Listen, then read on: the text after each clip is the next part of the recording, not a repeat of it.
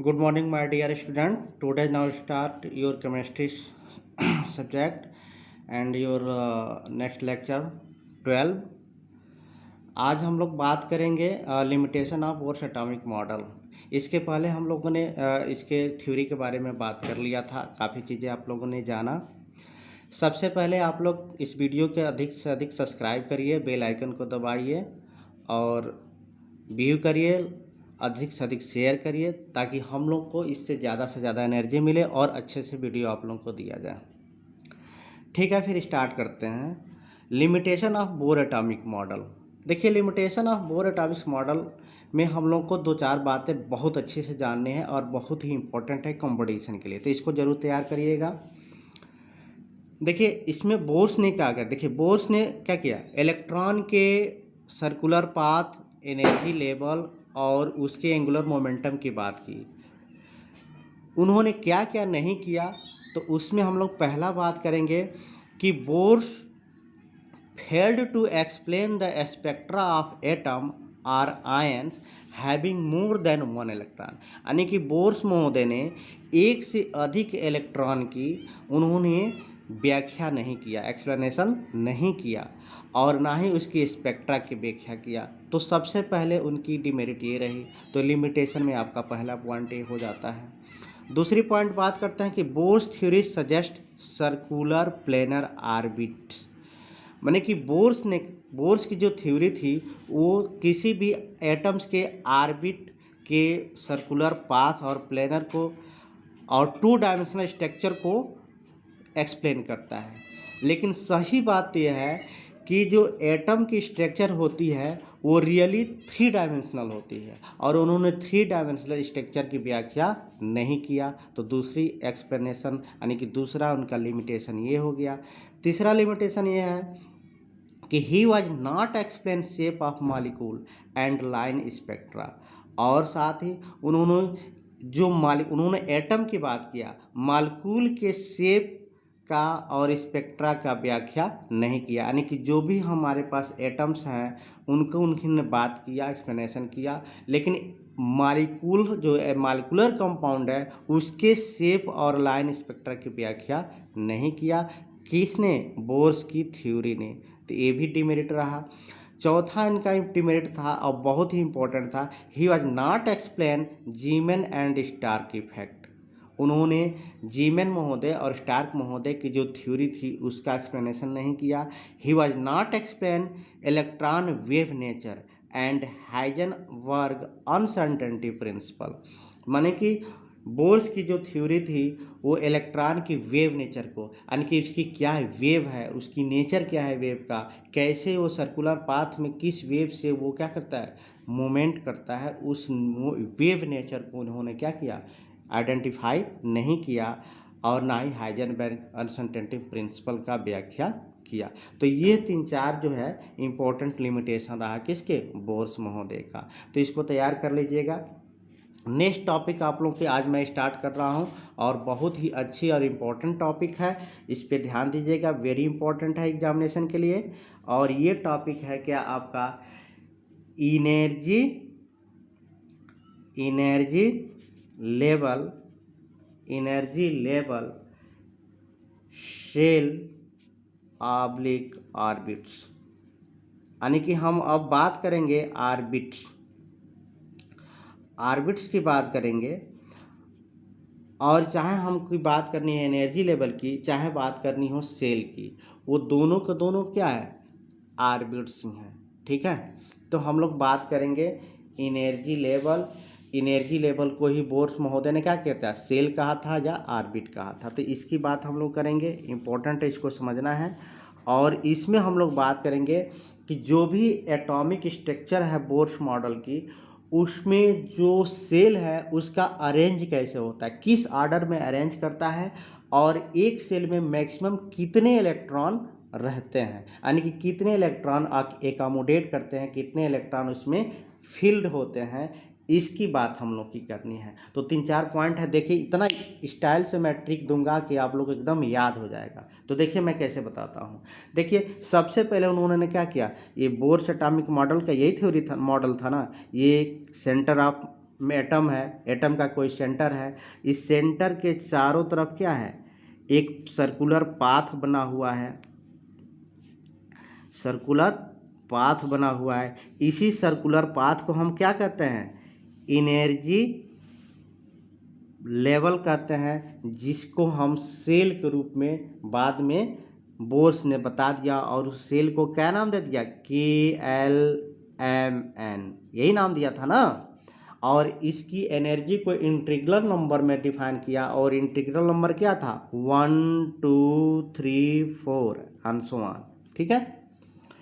और यही integral number principal quantum number क्या बताया था कि यही प्रिंसिपल क्वांटम नंबर को रिप्रेजेंट करता है। इसीलिए कहा गया है कि बोर्स एटॉमिक मॉडल किस पे डिपेंड करता है, क्वांटम नंबर पे डिपेंड करता है। और principal quantum number n = 1 2 3 4 and so on. और ये क्या है, ये आपका KLMN क्या है, ये सेल है, आपको बता चुका हूँ मैं, ये सेल है जिसको हम एनर्जी लेवल कहते हैं। बाद में चल करके इसी एनर्जी लेवल को हम बात करेंगे कि इसका अरेंज कैसे होता है, किस ऑर्डर में होता है और इस सेल में कितने मैक्सिमम इलेक्ट्रॉन एकोमोडेट करते हैं। तो आइए दोस्तों बात करते हैं, यहाँ पे मैं बहुत अच्छे तरीके से समझाता हूँ। सबसे पहले उन्होंने क्या कहा, देखिए ये पेज नंबर 2 हो गया, पेज नंबर 2, ठीक है।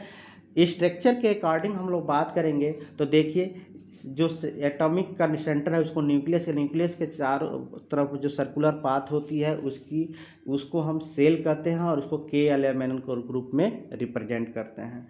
तो उन्होंने डिफाइन कैसे किया उसको, उन्होंने बताया कि the electron revolve around the nucleus in various stationary level are called energy level. यानी कि उनके कहने का मतलब कि जो इलेक्ट्रॉन है एटम के न्यूक्लियस के चारों तरफ जो अराउंड करते हैं, जिस एनर्जी पर, उसी एनर्जी को हम एनर्जी लेवल कहते हैं। वो चाहे एनर्जी लेवल 1 है या 2 है या 3 है या 4 है, जिसको सेल या ऑर्बिट KLMN के रूप में व्याख्या किया गया। यही इनकी डिफिनीशन है। तो इसको लिख लीजिए, ऐसे लिख लेंगे आप लोग, क्या लिखेंगे, the electron revolved around the nucleus in various stationary मतलब कि उसका जो कक्षक है, स्टेशनरी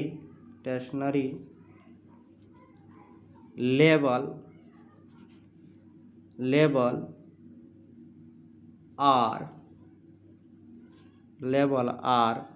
कॉल्ड एनर्जी लेवल। यानी कि जिस पाथ में इलेक्ट्रॉन रिवॉल्व करता है मूव करता है, उसी को हम क्या कहते हैं, एनर्जी लेवल कहते हैं। ORR सेल कहते हैं, ORR ऑर्बिट कहते हैं, ठीक है, ऑर्बिट्स कहते हैं, ठीक है ना। अकॉर्डिंग टू दिस, माने कि जो डायग्राम है, अकॉर्डिंग टू दिस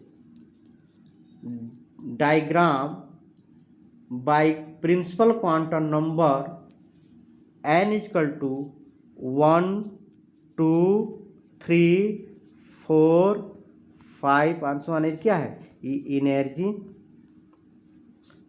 लेवल है।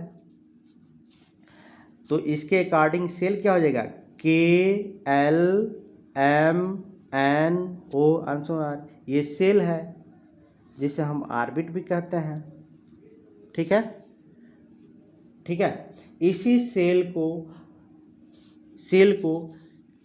कैसे इलेक्ट्रॉन एकोमोडेट होते हैं, इसके लिए उन्होंने एक थ्योरी दिया और इसको नोट के रूप में लिख लीजिए। क्या कहा उन्होंने, बोर्स ने, कि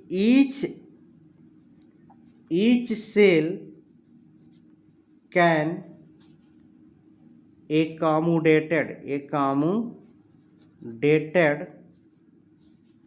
maximum number of electron is equal to 2n²। तो ये बहुत ही वेरी वेरी इंपॉर्टेंट है, इसको रखिएगा। पूछ देता है कि ऑब्जेक्टिव क्वेश्चन में कि किसी भी सर्कुलर पाथ या इसकी एनर्जी में या सेल में मैक्सिमम कितने इलेक्ट्रॉन एकोमोडेट करते हैं, कितने इलेक्ट्रॉन फिल करते हैं, तो डायरेक्टली आपको बताना है 2n²।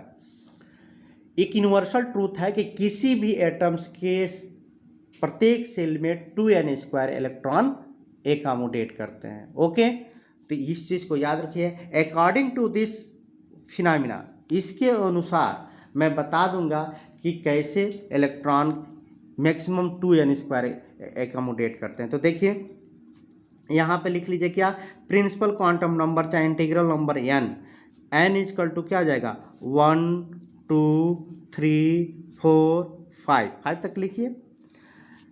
फिर देखिए सेल इजकल टू क्या हो जाएगा, देखिए K L M N O Anshuman, ये इसके लिए हो गया, 4n के लिए, 3m के लिए, 2l के लिए और 1 किसके लिए हो गया, ये K सेल के लिए। ठीक है ना। अब देखिए total number of electron filled in each shell oblique orbit. तो इसमें देखिए,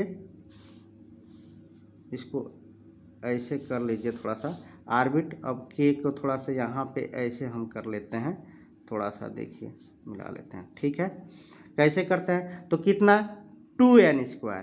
तो 2n² हम जानते हैं कि मैक्सिमम एक इलेक्ट्रॉन में करता है, तो 2n² तो 2 ही है, n की वैल्यू कितनी है 1 है, तो 1² इक्वल टू कितना 2 इलेक्ट्रॉन, यानी कि K सेल में मैक्सिमम कितने इलेक्ट्रॉन फिल हुए 2 इलेक्ट्रॉन। इसी प्रकार से 2n² इसमें भी, 2n² इसमें भी, 2n² इसमें भी, 2n² इसमें भी। तो इसमें देखिए 2 × 2 का होल स्क्वायर, तो 2 दूना 4 दूना 8 इलेक्ट्रॉन। इसमें देखिए 2 × 3 है तो 3 का होल स्क्वायर, 3 3 का 9 दूना 18 इलेक्ट्रॉन। इसमें देखिए 2 × 4 का होल स्क्वायर, तो 4 चौका 16, 16 दूना 32 यानी 32 इलेक्ट्रॉन। इसमें देखिए 2 × 5 तो 50 25 और 5 दूना 50 यानी कि इसमें 50 इलेक्ट्रॉन। ऐसे इलेक्ट्रॉनों के कितने मैक्सिमम इलेक्ट्रॉन एकोमोडेट करते हैं ये आपको पता चल जाएगा। ठीक है ना। इस प्रकार से हम इलेक्ट्रॉन के फिलिंग से फिल करके पता कर सकते हैं कि मैक्सिमम कितने इलेक्ट्रॉन एक ऑर्बिटल में रहता है। ठीक है, तो ये आप लोगों को जान गए। इसमें कोई डाउट हो तो हमको प्रश्न बताइएगा कमेंट करके, फिर हम इसका समाधान करेंगे। अब देखिए इसके एडान पे उन्होंने क्या किया, ऑब्जेक्टिव क्वेश्चन पूछ रहा था कि how can arrange the energy level of shell, कैसे अरेंज होता है सेल का एनर्जी लेवल। तो यहाँ पे लिख देते हैं क्या कि अरेंज्ड